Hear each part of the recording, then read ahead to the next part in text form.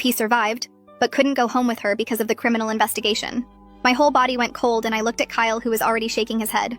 The worker kept talking about kinship placement and family preservation while I felt like I couldn't breathe because I'd just given birth yesterday, and now they wanted me to take care of a sick premature baby whose mother was threatening us.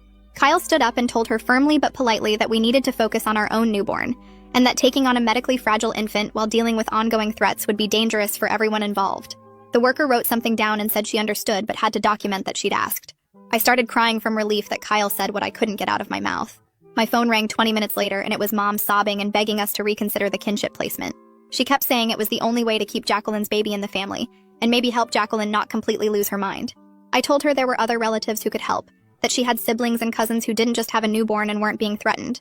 Mom said none of them would do it and we were the baby's only chance, but I had to hang up because I couldn't handle the guilt trip on top of everything else. Francis burst through the door about an hour later with 2 other security guards behind him. They had Jacqueline between them, and she was screaming at the top of her lungs about us stealing her baby's only family and destroying her life on purpose. She'd somehow gotten past the desk and made it all the way to our room before they caught her.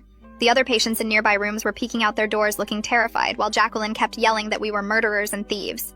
Francis and the guards dragged her toward the elevator while she kicked and screamed the whole